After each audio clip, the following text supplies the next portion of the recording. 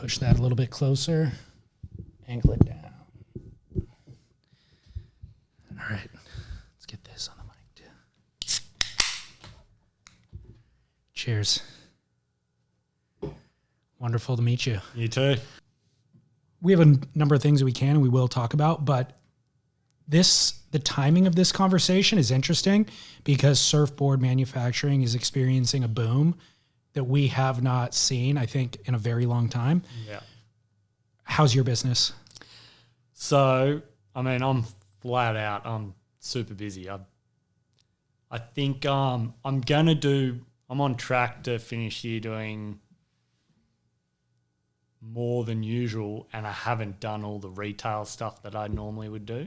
So it's mainly been just custom orders, direct to consumer. No way. So, and then I haven't done like all the travel I'd normally do.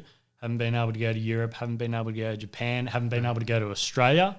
So that's a whole chunk of my regular income. So I have been doing some of that, but it's like I'm shipping from here over there, and then the numbers of that are not what they would be as if I was going there. Right. So it's a little less. Right. And Australia, like, it's obviously way better if I go there. Boards are still getting made there. Here it's, online went crazy when COVID hit.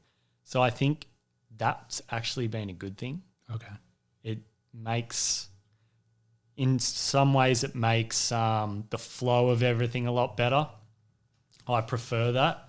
There's a little less kind of interaction in a way, a little more email and whatnot, but it works really well, and I'm happy with doing that. I prefer doing that. Good. But yeah, it definitely has, that side of things has boomed. When COVID hit, I'd just done Surf Expo. I was really trying to hit the ground running at the start of this year and actually try have everything locked in and happening early, whereas a lot of the time I'm kind of a little slow to get going. So I had all these orders locked in. I had a ton of foam just arrived, and then COVID hit. So I went into like emergency mode and kind of was putting everything aside that didn't need to get done, kept the customs going, and basically just had to pull the money together to make sure I could get through what was going to be a lockdown and who knew what was going to happen. Totally. Thinking that you weren't going to make money probably. So all the stores closed and I had all these orders. So I was like, shit, and just put that on the back burner.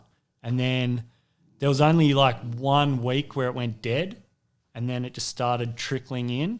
And it kind of got to a really good point where I was doing less than normal. So like 5, maybe 10 a week, surfing more, and it's full price custom orders. So I'm making all right money surfing, and I was loving it. Yeah. Now I'd go in, kind of work lunchtime-ish through the afternoon, surf all morning. And that was really good. And I actually was starting to really think about how I had been doing everything, like working my ass off and not surfing and like not necessarily making any money, whereas I could do 5 to 10 a week full price custom orders and actually live the lifestyle a bit better. It's much better. I was way happier. So yeah, I was doing that, and then it just started steamrolling. And I've had a couple of record weeks, that's for sure. Amazing. But it's kind of got to a point where, like, you know, if you order now, the start of November, you're not going to get your board till end of January, really. Wow. Yeah. And then there's some material shortages with fins and that sort of stuff. A lot of guys are sold out of product, and that's kind of starting to be a little bit of an issue here and there. but generally it's been pretty good. It's just become a real management thing, you know. Like I'm pretty much, I got to spend Monday, Tuesday on the computer dealing with customers, going back and forth and doing files, entering orders. Then I get Wednesday, Thursday, Friday, Saturday in the bay, and I'm kind of not really scratching the surface. Crazy. Yeah.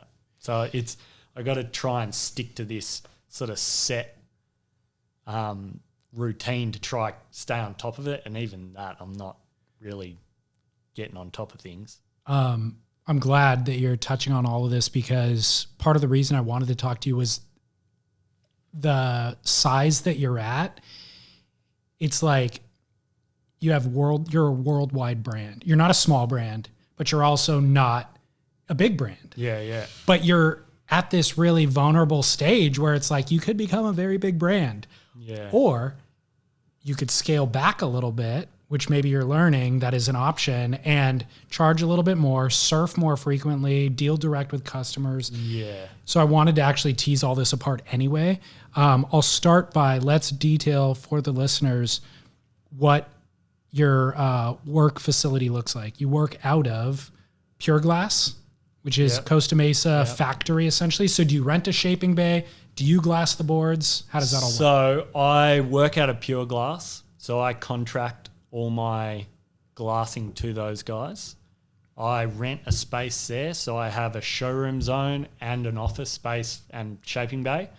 So I have everything I need there, and I can literally grow. I should, but in theory, be able to grow as big as I can, and they should be able to facilitate that.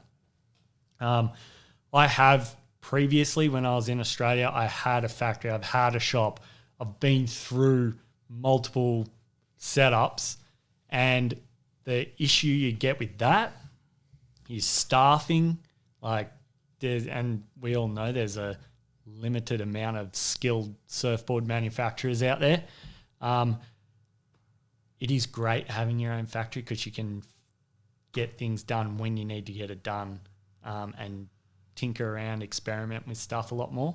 But at the same time, the whole staff thing's a real issue, and the setup I have now, I've gone through so many different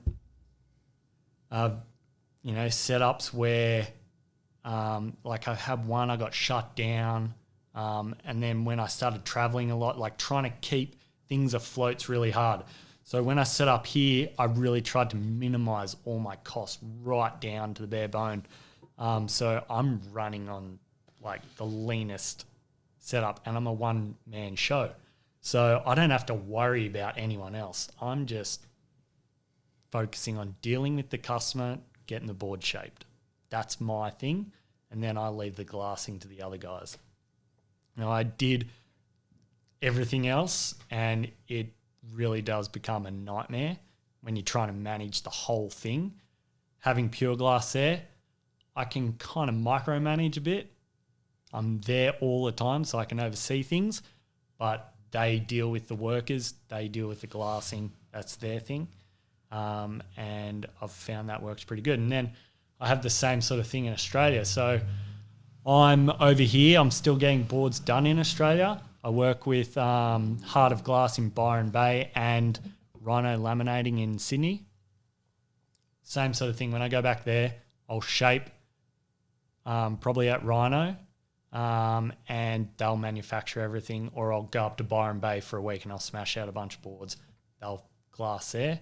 And then while I'm here, I can send files over and they keep production rolling. Good. So I can kind of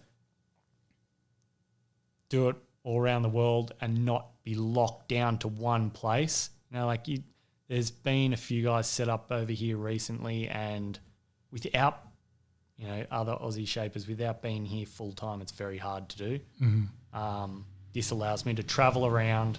I'm not stressing over things, workers, rent, and like how I've got it now, I only have to do 5 boards a week, if that, to like stay afloat. Yeah. So if things crash, I'm pretty good. Good. So yeah, I think I'm in a pretty good position, and I have seen a lot of other guys go through the same sort of thing, and there really is a sweet spot. And where I am right now is kind of that sweet spot. It is getting a little out of hand, but if you can do as much as you can yourself, it's better. And then once it goes over that, it creates a lot of other issues and it becomes a whole other thing. Adding the overhead doesn't mean you need to make 7 boards instead of 5. It probably means you need to make 15 instead of 5. Yeah, to cover the overhead. The whole if you do, there's a big jump from 10 boards a week to 20. Exactly. You got to hustle to make that extra 20. It's a lot harder than you think. And then whether that's wholesaling or if it's direct to consumer, like wholesaling's a whole other big thing as well, and you don't make that much out of it. Right. So the wholesaling also comes with a different marketing strategy, which then a bunch of content that you have to create, a different administrative practice. Yeah. So the accounting and all of that, growth isn't always good. Like growth can be the death of a small business for sure. I like the way that you explain Pure Glass because I think a lot of listeners or just average surfers don't understand that business model. And they might have even heard about contract glass shops, but they probably envision that as a lamination facility that has a bunch of different board shapers dropping boards off, glassing them, and then being picked up. Yeah. You're on site. It's like having an in-house glass shop, but somebody else manages all of the administrative for you.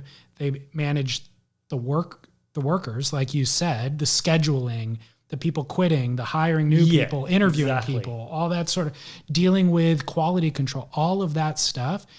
Like you said, you can micromanage it as if it were in-house, but you don't have to deal with all the headaches. It's kind of amazing. Yeah. Like that's a tremendous service that they provide. Yeah, exactly. It has its pros and cons, but it's definitely worth me staying there over than setting up my own place. Right. And even just setting up your own place, it's pretty much impossible nowadays. Now. In California. You've got to pretty much go into a pre-existing factory to get it set up.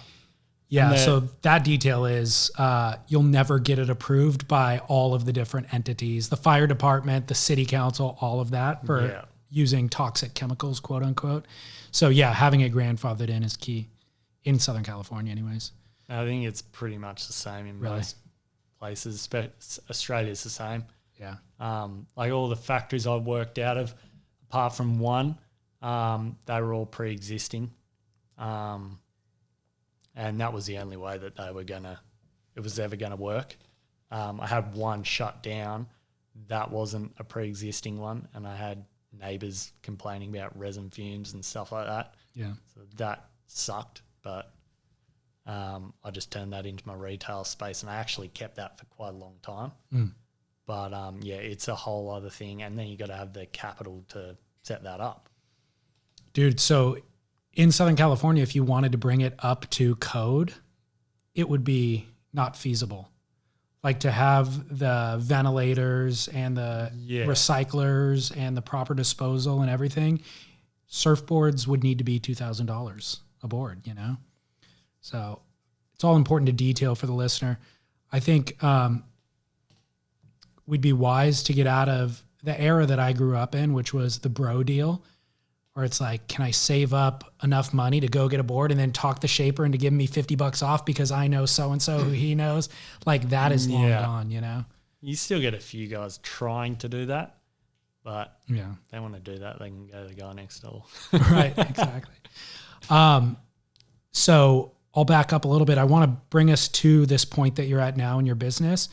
You grew up in Australia, Northern Beaches. Yep.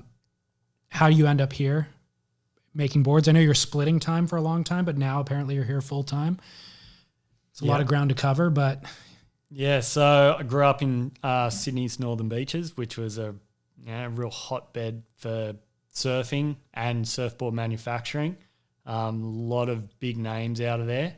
And I've been lucky enough to work alongside some really big names. And I was doing pretty good in Australia. Started, doing quite a few boards, but I also was kind of getting a little burnt out. Started traveling a little bit. Came over here just kind of... What age was this getting burned out? Like 27, 28. Okay. I was just like, I was working so hard. I was so determined. And when you're working with surfboards, you've got to have a pretty thick skin. It's quite hard to, push your way up through the ranks, and you get knocked down quite a bit. It's like where I started, no one really wants to teach you. No one really like you'll get guys teaching you, but they're not going to show you everything. And you got to basically you got to work your way from the ground up. And were you making your own label at that time? Yeah, I've always made my own label right from the very beginning. Okay. And I just kind of got to a point where I was getting pretty over it. And I was doing boards in Japan. I was I don't think I'd done Europe yet, but I came over here because I was making boards for Ford Archbold, and I just came over for a holiday. I had a friend working for FCS, and I came over for a couple of weeks just to hang out with him and surf and hang out, party. And I like in the back of my head, I was like, oh, maybe I can find a distributor or something, just scope it out. And I met a few people, and then I came back the following year. I had a wedding in Hawaii, and then I came out straight over here after that to shape a few boards for Ford and a couple of his friends. And in that trip, I just met a few people, and one guy at the factory was like, oh, you should hang here for the summer. It's like, you know what, that's a great idea. So I went home. I had a shop and everything. I just shut it for the winter. Came back a month later, bought a van, lived out of the van, just cruised around and had a good time. I was doing a few boards and just getting by, and just having a good time. Yeah. And that was enough for me to like get my foot in the door a few places, get a few accounts, and I just really enjoyed it. I was having fun, kind of, I guess, winding it back a little bit so it wasn't so serious. And that was kind of the start of it. And then I did the trade show, Surf Expo, a couple of years in a row. I just started bouncing back and forth a bit. I was lucky enough to have a friend that works for Qantas, so I was getting cheap flights. So I come here. I think I came here like 2 or 3 times in a year. And basically I did 5 years of no winter. 5 years of just straight summer. And I got to a point where it was like I had to make up my mind where I was going to be based out of.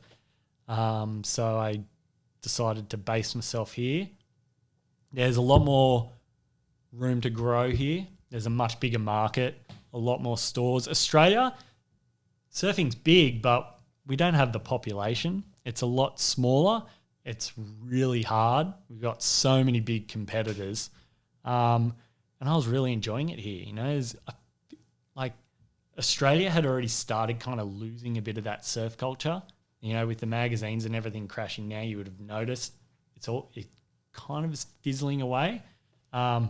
Here it was still going strong. And yeah, I based myself here, and now I'm married and I'm stuck here full time. It's not the worst place to be stuck. Yeah, but I do plan on, like, now I've got it to a point here where it's going steady and strong. I always plan on getting back to Australia and keeping everything going, what I'd originally built up.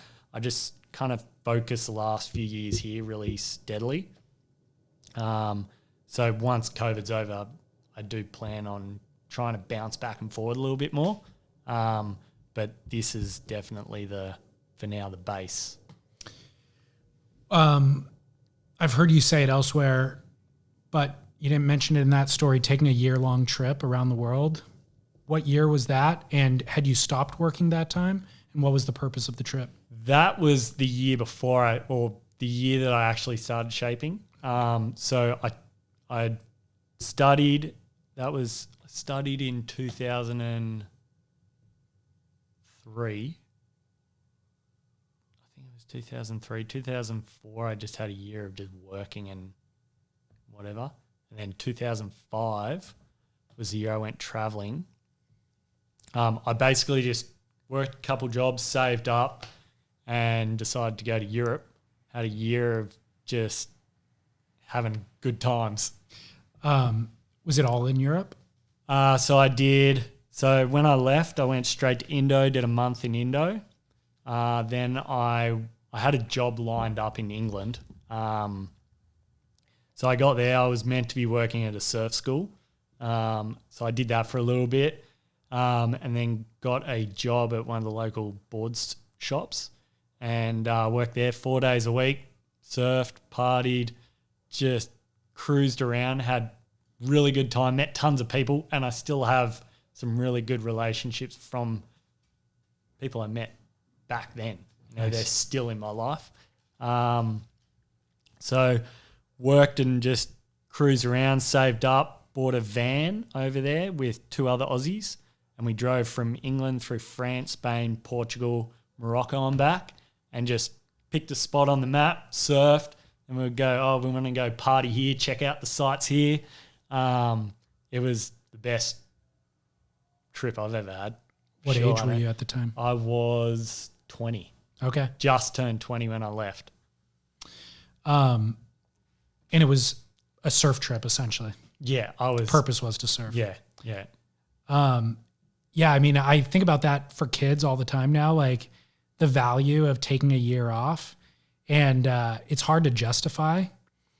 And especially if you're living somewhere like this where living expenses are so high, it's just... I went away with, I think I had $6,000 and I came home with money.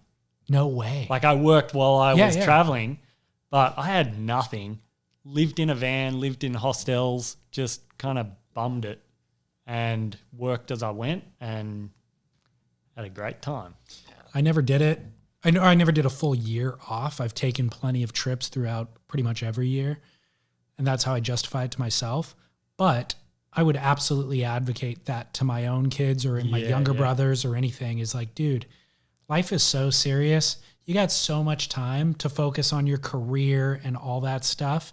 When you're 20, it's the best time. Most jobs, you need the experience anyway, and you're not going to know exactly what you want to do until you've actually lived a bit. Totally. So like I'd studied, probably was a waste of money. I probably shouldn't have done that. Should have just got a job, worked, and then gone away. But that was probably one of the best times of my life for sure so far. And you met Geordie Smith and his father there, which kind of spawned your career, right? So I'd already been working with boards, but I hadn't actually shaped one yet. And the shop I was working at was right next to the hostel I was working in, and it was right where they had a QS event. And Geordie and his dad turned up, and a bunch of the other South Africans. And I actually spent quite a bit of time with Geordie's dad that week or so that they were there, and he was probably trying to sell his boards into the shop or something. And he just got me really psyched on it and got me wanting to go and shape my first board. So that kind of, when I met him, that really kind of got the wheels turning. And then when I went back to Australia, I went back to the factory I'd been working at, and one of the guys that was still there got me to shape the first board, and kind of didn't stop from there. I just kept hanging around. Got it. So in terms of giving advice to young people about go take a year off, it isn't a frivolous year. not only do you have life experience, but you actually end up meeting somebody who does send you on your professional trajectory. Yeah, totally. I would recommend it to anyone before you're going to go college, whatever, and you don't really know what you're going to do. Save up and go. Have a good time. Get some life experience behind you, because once you get locked down, it's never going to happen again. No. Unless you're really, really lucky. Totally. Retail has come up a number of times already in our conversation. You pulling back from retail this year, but Jordy Smith's dad being there trying to get into retail. What role does retail play in your business?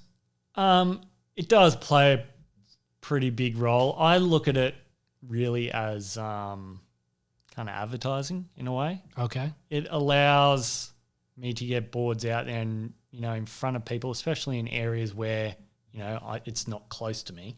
So say like San Francisco or something. It allows the customer to go in, check them out, pick them up, hold them. If they don't have what's there, then they can custom order. It does help grow the business. So that's kind of the way I look at it. It, when you're really big, like the big guys, they need that because it becomes a numbers game. I don't really need it. I just look at it as kind of helping me get to certain areas, and it is almost like, it's like real estate. It just gets it in front of people's faces. They can see it. Yeah. If it's not there, they're only going to buy what they're going to see, unless they happen to be following you and know who you are. Like, you've got to get it in their faces. Totally. So yeah, I'm not trying to be this huge brand and trying to be everywhere. I only pick specific retailers, and certain areas, key guys. There's a lot of stores that will waste your time. Totally. And you're just going to end up getting burned. So you got to kind of be smart about who you pick. I just kind of go with those stores that really specialize in boards. And I've been lucky enough to kind of get some good relationships going with certain stores. So I know it's a good gig. I have been burned in the past, especially over on the East Coast. It's kind of tricky when you're not there. You can't get there. So they think, we can just take this and run. Mm-hmm. So you got to be kind of careful. Word spreads through the industry, and you might be the first one to get burned, but hopefully people don't get burned behind you. I know I'm not, but yeah. Retail. I like to support the local guys as well, and all the old original stores. Surf stores definitely have a place in the industry, and I hope they're there for years to come. But it isn't the be end and be all and end all. It's a really tricky thing. We absolutely need the surf shops, and we'd prefer to have the Frog House, and kind of small privately owned surf shops rather than some giant chain that carries all national brands. Yeah. However, I talked to the retailers on the podcast, and they're like, surfboards are bad usage of our real estate. We make less margin on it. It comes with, you have to have expert level salespeople to be able to communicate with a consumer. Otherwise, the consumer will just go direct to the shaper. So it's not a great fit for the retailer. It's not a great fit for the surfboard shaper. Yeah. But you need the surfboards there. You have to have surfboards in a surf shop. Yeah. I mean, you also got to look at it maybe the margin's not as good, but it's a high-end product, a high-priced item. You are making more off that than what you're going to make off the other things. The net dollars that the retailer makes is higher than... It's a core product. Without surfboards, we're not surfing. You got to have them. And then, the other problem is staff. Most surf stores, a lot of the staff don't know what's going on. Right. So, yeah. Some stores are really good, some not so good. It makes... So the model that we've seen in the last couple of years of consignment, where some of the large brands bring in boards on loan, essentially, and not retailer doesn't have to pay for them until the board sells. And then even then you have 30 or 60 or 90 days to pay the invoice. It makes perfect sense that model is being introduced for the reasons that I just laid out, and it's easy to point the fingers and say consignment model is hurting everybody else, and it is, but it also makes perfect sense that would be a solution, Yeah. Look, that model, it has its pros and cons, but like for me, I don't have the backing to be able to go and do that. So I don't. I work with the guys that are willing to pay for it. And usually, more often than not, the guys that are going to pay for it are the guys that are paying their bills. They have, they're locked into a product. They got to sell it. Right. And they tend to sell it really well.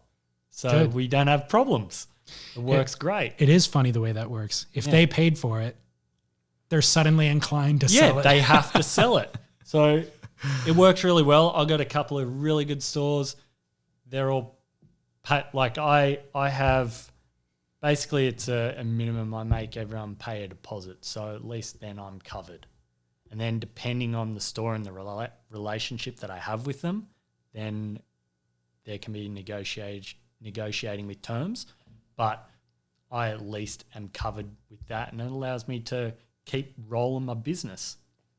If I go drop 10, 20 boards in a store, I'm like really tied up then. That's a big drop on a store. Yeah. So I'm not really willing to do that.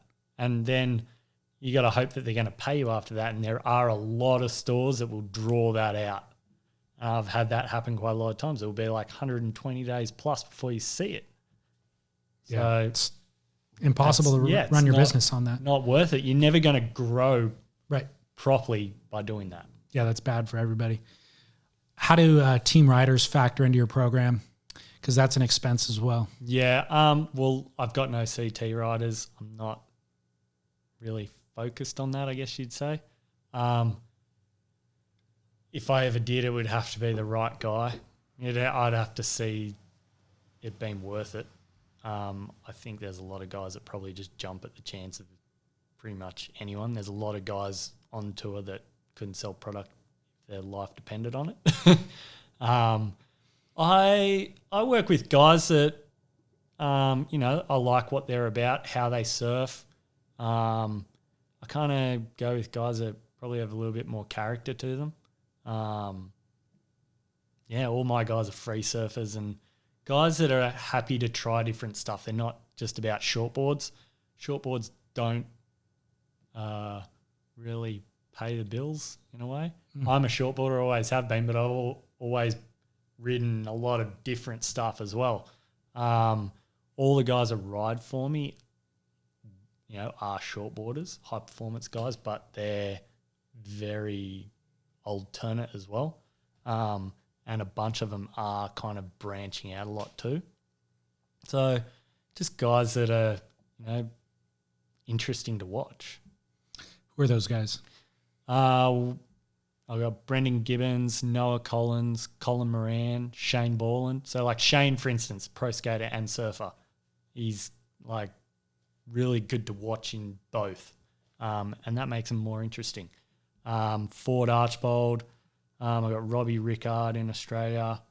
Couple of Groms around here. Taj Miller, he's kind of doing the contest thing.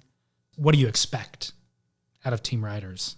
I probably expected more back in the day, but now it's just kind of, depending on who it is, I just give them a couple boards here and there, and I just want them to, work with me, give me some clips here and there, and kind of just get the boards out there. That's what they're for. You want them seen out in the water.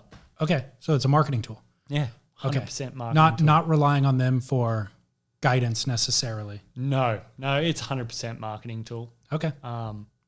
It's what really cements your name. Who's riding them? If you don't have any team riders, you're only going to sort of sit at a certain level unless you're a pro surfer yourself. Yeah. Having a good surfer just validate. kind of validates that the boards go really good. Yeah. Well, that's a perfect segue to Stab in the Dark. Did you see that Taj is the next test pilot? I did. Did you have inside info on that? Were you involved in the new one? I am involved. I didn't know it was him. Would have been good to know because I thought it was someone. Well, actually, originally I thought it might have been him, but the size, the height, weight, and all that they gave us, and the volume was completely wrong. Oh, really? Yeah. So tell us what you receive from Stab.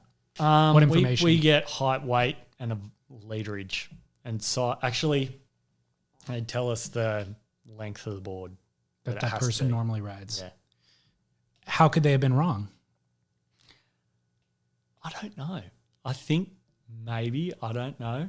They changed Maybe surfers. they changed surfers. Ah. I was thinking it was like Kelly or maybe even Felipe, but I saw Marcio from Sharp Eye dropping his off at the same time, and he said he thought it was Kelly. So it was a lighter. So for him to say that, it definitely wasn't Felipe. It was a lightweight little guy. Yeah. I actually went a little over volume because I was like, there's no way. There's no one this size that is any good. Like of that Right. level that you would have to do this because they're going to be able to articulate it all and break it down. And I was like, fuck, I don't know who this is. Pat O'Connell. Tomas Hermes. Yeah. Or it could have been a female surfer. Could have been. Anyway, I was kind of thinking Kelly, and I heard whispers that it was, and then it turned out it wasn't. So Well, it's funny that you're saying that because in the trailer, Taj says, God, these boards are all so small. yeah, I know. And the other thing was they're meant to be small wave performance boards, and they're getting ridden in WA, and it looks like the waves are pumping from what they've shown. So that's the other thing. He's riding small wave grovel boards in pumping waves. So Well, we can criticize, we do on the podcast criticize not only Stab, but certainly Stab in the Dark for ways that they could do things better. I would not do it any better myself. I would do it way worse. They're doing a great job at what they're doing.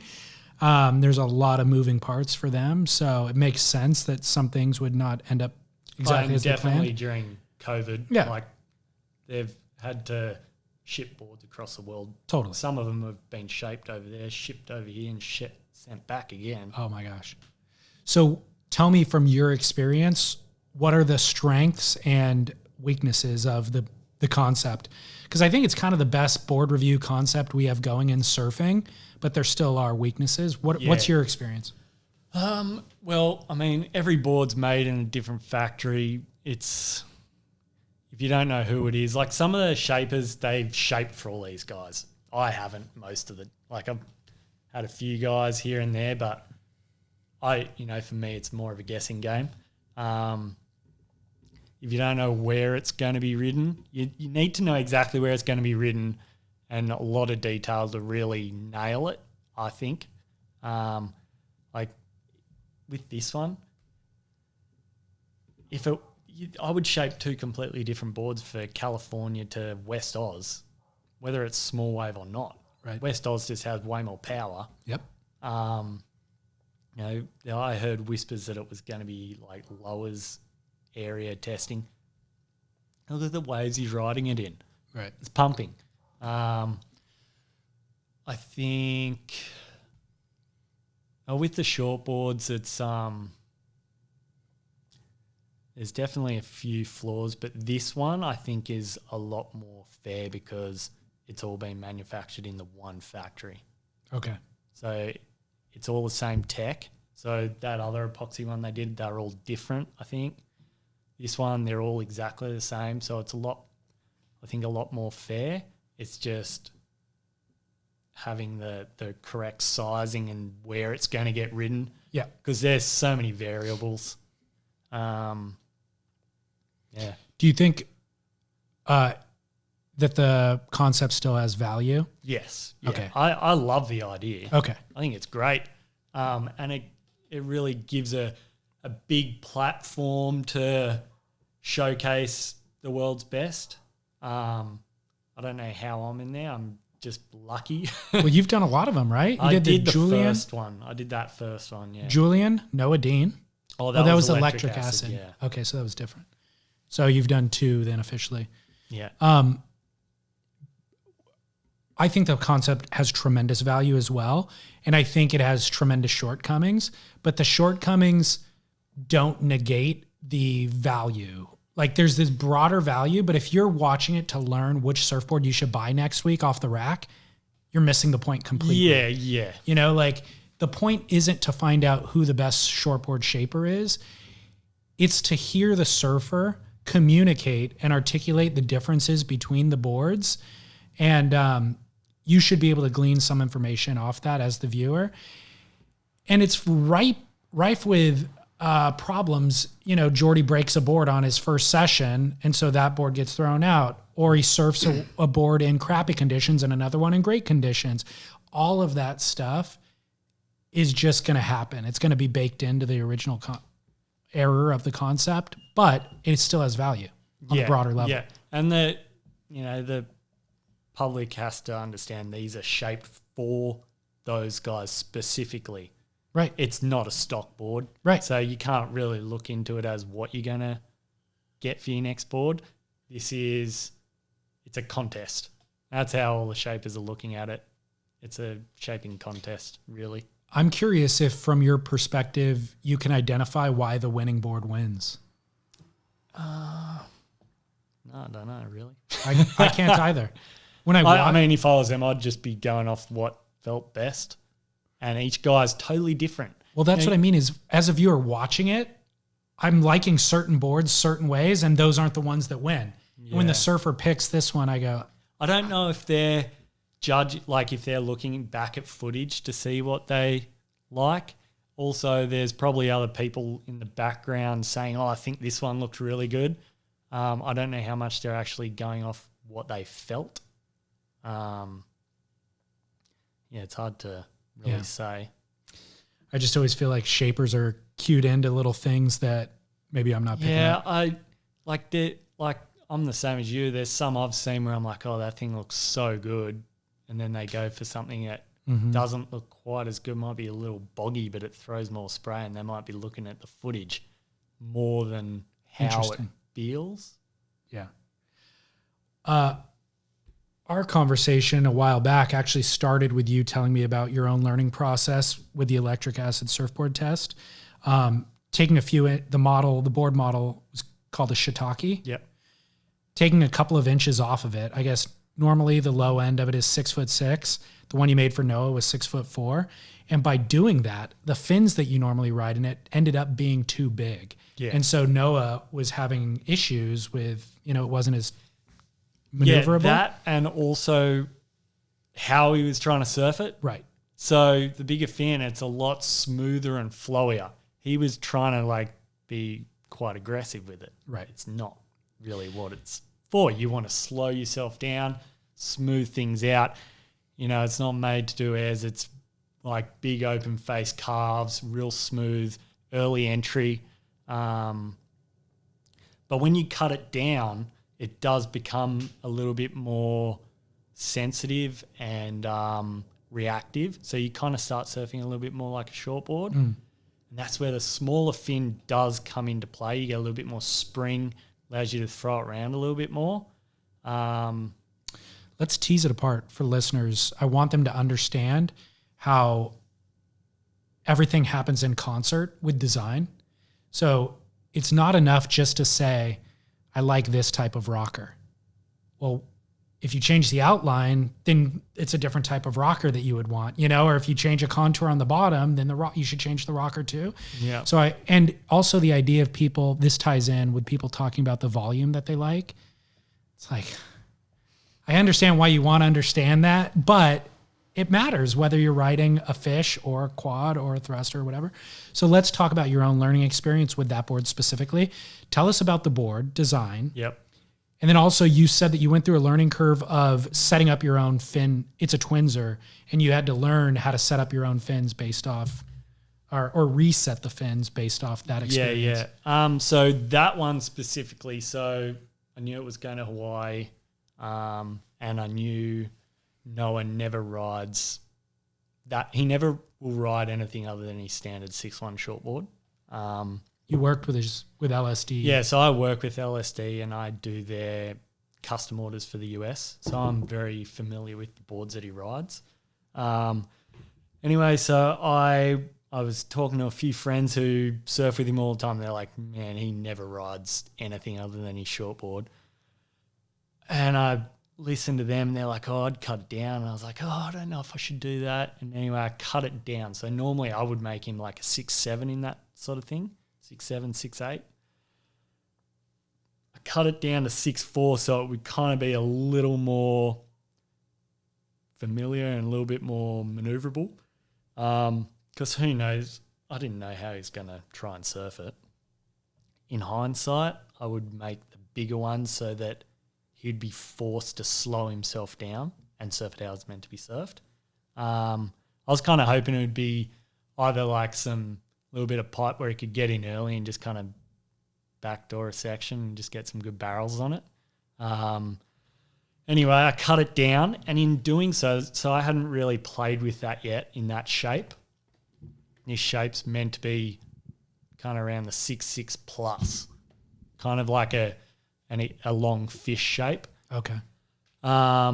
And cutting it down makes it more reactive, more kind of shortboard feel. You lose a bit of that glide that they have, and that's kind of like the thing that makes them really good. That's the sweet spot, yeah. So there's like a real sweet spot between 6-6 and 7-0. It's like, feels amazing. As soon as you come down, I've played with it a lot since, and you lose that glide. They actually feel better in bigger waves, but then the fins are different. You use the same fin. The fin I had been using is bigger. It feels a bit stiff, but it also creates too much lift, and you actually need to come down in size to reduce that lift. I also had like a bigger Twinser canard fin on there. I've since cut that right down. It's still like kind of in the same position. I think I've maybe shifted them back a touch, but the actual size of the fin's changed.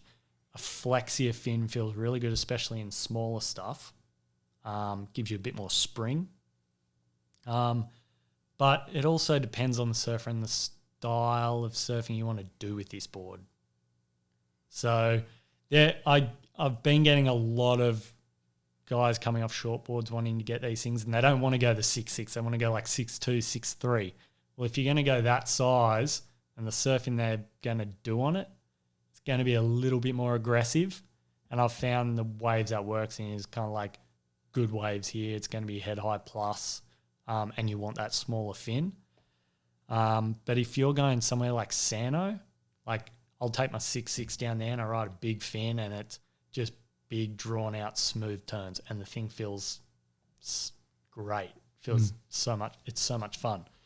It almost feels like if they wanted a 6-2, why wouldn't they just get like a Fish or some other it's been designed specifically to be in that longer length. Yeah, exactly. But since then I've played around with the smaller sizes, and I've even ridden a 5-6. I got a 5'11", and the 5'11 is actually a shortboard outline. So, but keeping a similar sort of rocker, the outline's changed. But that board has a really good flow to it. So I'm trying to like crush that down into more of a shortboard shape. And it has some really good things about it, but then when you come down that much, it starts to kind of get a little loose in some ways, but then some things about it are really amazing. So I've been tinkering around a little bit more there. But yeah, when you come down, it just becomes a totally different board, and I feel like it's better in better waves. Can you explain for listeners who don't know what the Twinser setup even is, what it looks like, what the positioning is like also, and what is the value of it? Why do you use that? So the Twinser it's basically a twin fin with two little canard fins, just kind of they're just in front and to the side of the main twin. And what it does, it breaks to the outside of the main. Yeah, so they closer to the rail. They're angled out a lot more, kind of almost somewhere like between almost like a bonza and a twin. So you've got these really angled out fins and it catches the water as it crosses the board. It basically catches the water and it breaks the water before it hits the main fin, reduces the drag, so they feel really fast. And the way it turns is a little different. They can, depending on the shape, it can loosen a board up a lot. So that's why in the bigger shape it feels really good, because it kind of frees it up, and the way that it turns, it almost like will initiate the turn a little earlier. Like it kind of frees up. Say you're doing a top turn, makes it a little more effortless and easy to wrap it around. Whereas if you're on a thruster, you've got to have your body positioned correctly to make that all in one movement. The twins, it kind of makes it a little tighter and looser through the turn in a way. But they're really fast, and you'll notice the difference in the speed and the reduced drag. And that, if that's true, why not just add that little trick, a little leading fin for every fin setup? It wigs people out a little bit too much, I think. I have done it. And like I said, I've been riding a shortboard with them lately. It's been done in the past. Potts used to ride them when he was on tour. They've been around for a long time. It's just, they are actually becoming kind of somewhat popular at the moment. They're good and bad. They don't have the pivot of a thruster or the drive of a thruster. But they've got more speed than a regular twin, and they don't quite have I think a quad's got a little bit more control in some situations. It's really like this kind of crossbreed thing. They create a lot of lift, and that's where the length of or the fin depth comes into play. So I've actually been coming down in fin depth, going a little wider in the base, and then angling them out more and more. It's a kind of a real science. Well, it's also an endless hole that you could chase. Yeah. I've just put in to get a whole bunch of prototypes made at the moment with Naked Viking. Oh, are you really? 6 different prototypes getting Good for done. you. I didn't know about that. Yeah. Just like wanted to try a bunch of stuff, but like get them to do what they do and just make these things so they're really good off the bat, instead of me like trying to foil my own. And they're going to go, but they might do funky weird things. If I can get them like dialed in off the bat, I'm going to be a step ahead. Right. But yeah, I'm tinkering around quite a bit with different fin setups at the moment. I'm trying to get somewhat more control with it, kind of going toward somewhere between a quad and a twin, so that it's got all that speed but just a little bit more control, so that you can surf it in a shortboard and still keep some of that drive, because you will lose a bit of that. If you ever try ride a shortboard style board with a twin, you're going to slide out everywhere, because the way that say you're on your backside and you try to hit the lip, if you're on your backside, you're going to push really hard with your back foot when you hit it, and it wants to pop out. So that's where a thruster works really good, because it keeps the tail engaged. So with these, it's kind of the whole back end of the board's got to be redesigned. The rocker's different, a lot lower and straighter rocker. I've been tweaking and changing things up all over the place. I watched the video on your website, like the introduction video, and you talked about designing boards on the software, and then it shows you in the shaping bay actually building a board from scratch. Yep. is that, and Devin and I were, obviously that episode that you were just talking about earlier, he and I were talking about the differences between shaping machine and hand shaping, and we didn't discuss that one detail. Yeah. Which is designing on the computer, but then executing by hand. Yeah. Tell me what your process is. So what I tend to do, especially like with that shiitake model, I hand shape those until I have them at a certain point where I'm happy with them.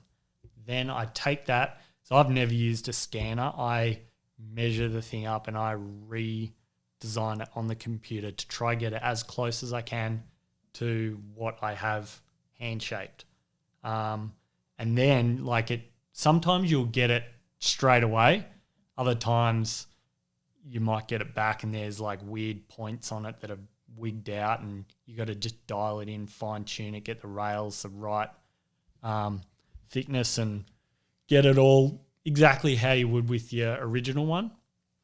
And I think the computer serves a purpose. It's a tool when you're trying to create consistency, you're dealing with customers. A lot of the customers right now, you'd be surprised, but they don't know their dimensions. They just know that literage. That plays a huge part, but it's all about consistency and getting boards out on time. So if I was just hand shaping all the time, my lead time would be like 8 months or something. I would not be getting through the amount of work. Like if you look at a lot of the guys that are hand shaping, you'll be waiting months. Because I'm in the shortboard side of things. People don't tend to wait 8 months for a shortboard. It's like stretching it at 2.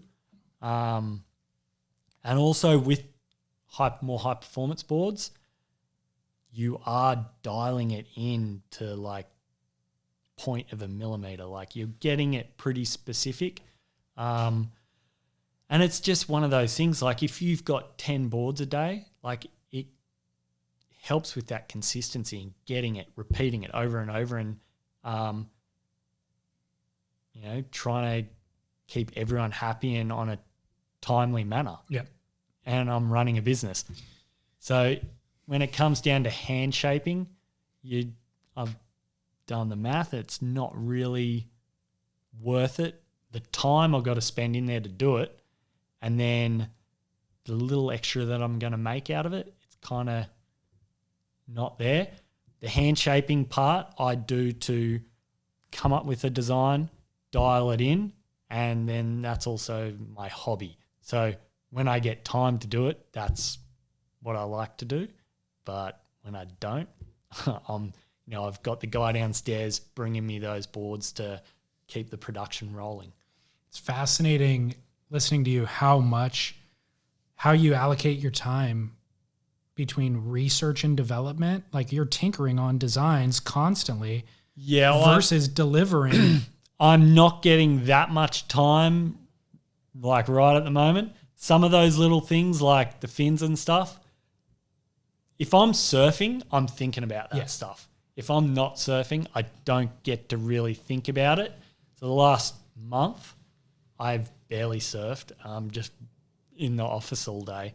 I'm not getting to get those creative juices flowing. I would love to, one of my goals for next year is to spend maybe one day a month or every 2 weeks focusing on new stuff, like really trying to just, be able to put those ideas to practice. Mm-hmm. Whereas like right now, all I do, it's just a production line. I'm in there and I'm just trying to keep everyone happy and keep things rolling. If I don't get in there, it just keeps stacking up. And customers, you got to keep them happy, and I'm getting hounded constantly. Like I think I answer 20 emails a day. Is my board ready yet?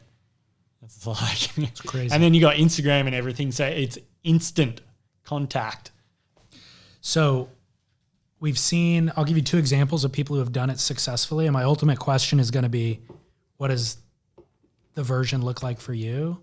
But Skip Fry surfs every day, makes a good living, makes exactly as many boards as he wants to in a given year.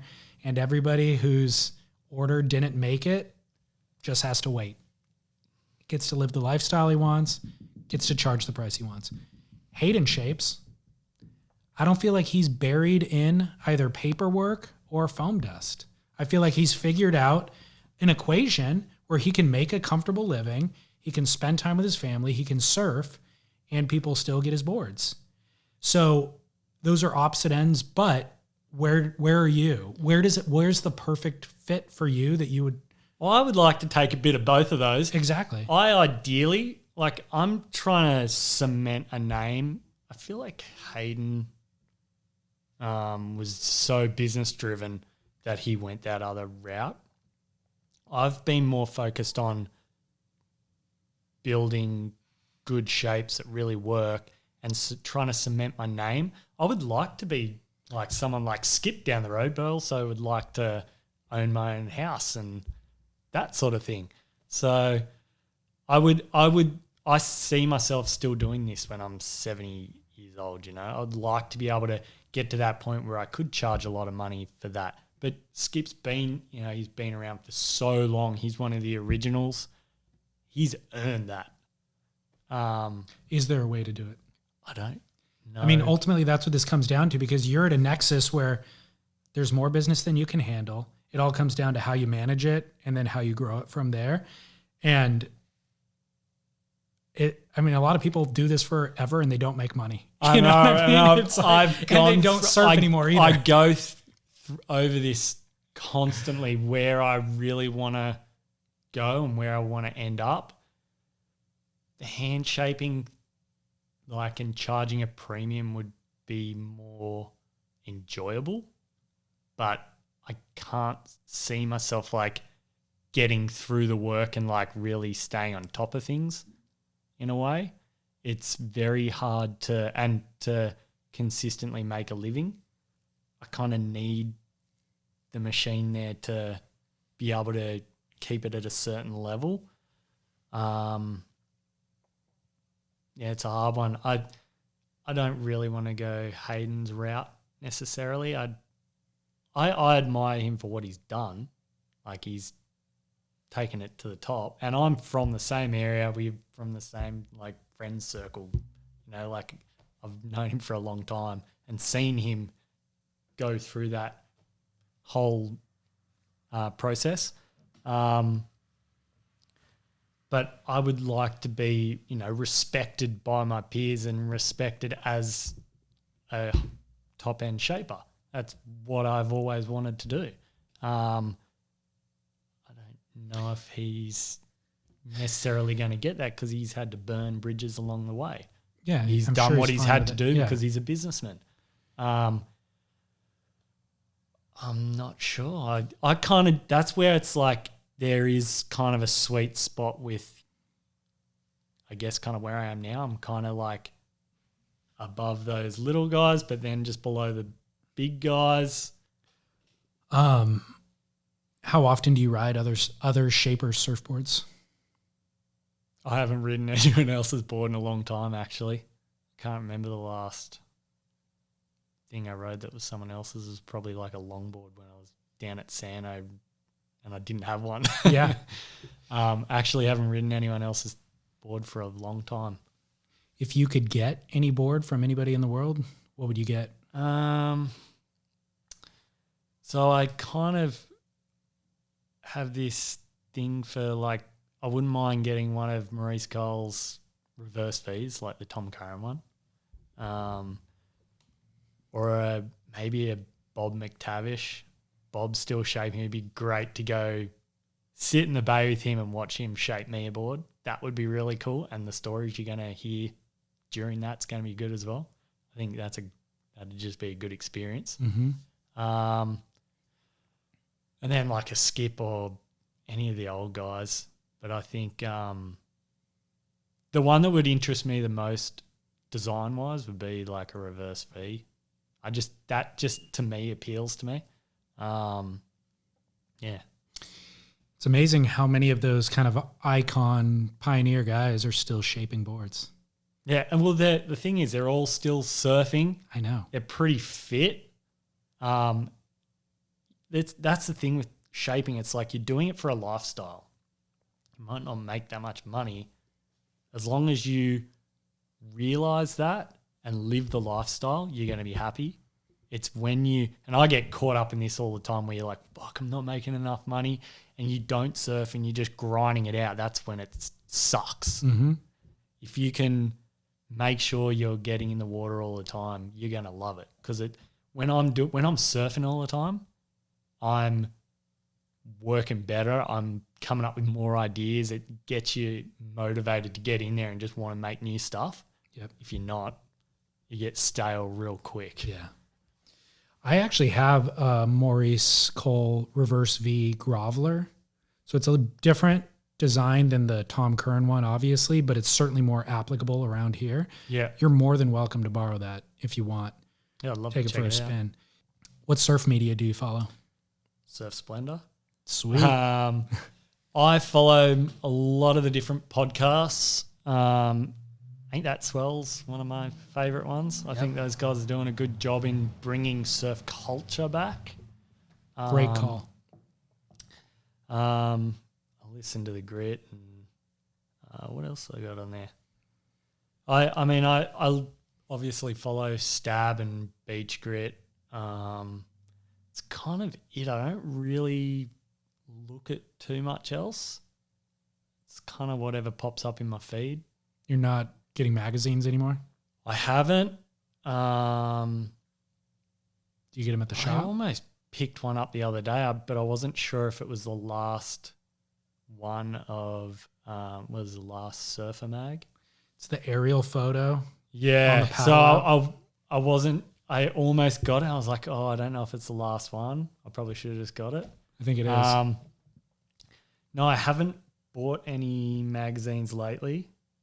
I probably should subscribe to Surfer's Journal because if most of the time that's what I'll pick up. I used to subscribe to a bunch of the mags in Australia. I had a huge collection of them. But yeah, I kind of just whatever pops up in my feed at the moment. Yeah. I do have a subscription to the Surfer's Journal, and it's worth it. I don't like crave it or anything. I'm not even tracking when it should land in my mailbox, but when it does, I enjoy it. I read it. I'm happy that I read it. It's a good use of my time. I do miss picking up a magazine. And actually when I travel, that's like I would always get one at the airport. Yeah. I went to Oregon the other week and I was looking for stuff and there was nothing. So I do miss that. Yeah. That regular flick through the magazine to see what's going on. Totally. Final question is, what are you riding? I know you're not surfing. But I haven't been surfing that much. Last board I rode was the 6'6" Shiitake. Oh, nice. Yeah. It was like, I would say it was a half surf. Why is I did it just to go get wet and I paddled out. It was like knee high and crowded and I caught like 3 waves and went in. Did you, were you disappointed that you actually paddled out, or was it worth it? It felt good to get wet. But the last good surf I had, actually I went to Waco a couple of weeks ago. That was good. Was it? And I rode a 5'6" kind of variation of the Shiitake, little twinser thing, and a sweet leaf shortboard. What setting did you ride the pool on? We had a group of us and we had a couple of private sessions. So we had the air section, the barrel, the like double barrel, the lowers wave. The lowers wave was kind of the best, I think. And because we had 12 of us, when you do those other settings, you only get one wave sets. You're sitting around too long. The lowers wave, everyone's getting tons of waves. 3 waves every 90 seconds or whatever. It was super fun. And then like some of those other ways, like the air section, I just didn't get enough goes at it. Like I got 3 or 4 goes. And it's like, Did you pull one? no, I came close and I landed on my board in the white water and got bucked off. Okay. But it definitely feels like after 2 or 3 goes, you're like, okay, this feels good, but then you just don't get enough goes to like really get it down. Yeah. I'm not really good at airs anyway, so I'd need a lot of goes at it. Yeah, I'm not either. I'm not even wired to like look at the wave that way, to be honest. But in that pool specifically, when they tell you what you need to do and everything, you really could figure it out. If you had enough, you get this, like if you time it, it's like the perfect section. It just, you need like 10 goes to really get it down. I never sorted it out either, but the one thing that always trips me out is how late you hit the section. My instinct is to go into it like when it's breaking. It needs to be like pitching. And when you watch the pros do it, they hit it super duper late. Yeah. I would be aiming for that and then back off if I saw it breaking that much, but that's exactly when you need to project into Yeah, it, and the first go I had at it was at nighttime, and it was hard to like gauge. And then you kind of need to sit back and watch a couple waves go through so you can see what it's doing, especially with like the barrel, like that double barrel. The double barrel, you can't even make the second one. It's like if you pull into the first one, you can't get to the second one. It's like you either got to just race for the second or pull into the first one. Yeah. And if you don't stand back and actually see what it does, you don't know that it does that. Yeah. Yeah, it's still fun. Yeah, it was great fun, and I haven't been so excited for something in a long time. I felt like I was a kid going to the skate park for the first time. But then it is also a mission to go all the way to Texas. Yeah. So I can't wait for the desert pools to open. Totally. The reason why I asked you if you were glad that you surfed the half session was up into a certain point in my life, I was always glad that I went in the water. I never left a session regretting it. Now, partially because of adulthood and that I have like workload that's waiting for me at home, I've not been able to justify a couple of my sessions. And it's usually like when you just said, where it's knee high, it's closed out, it's crowded. And I tell myself what you told yourself, which is I just need to get wet. But inevitably, I try to catch waves while I'm out there and I get frustrated and I get 3 straight handers and I go, I am better than this. Like this has reduced me down to an absolute beginner where I'm barely getting to my feet and I'm just going straight and it's embarrassing. Yeah, and like around here lately, it's been more crowded than ever. Totally. And it's literally knee waist high closeouts. And I look at it every morning. I'm like, I shouldn't even look at the camera. I should just go and not check it. But the minute I look at it, I'm like, oh, I can't do it. I've got so much work to do. I'm just going to work. And that's where you get stuck in that rut. Yeah. I did it today. Did you? Yeah.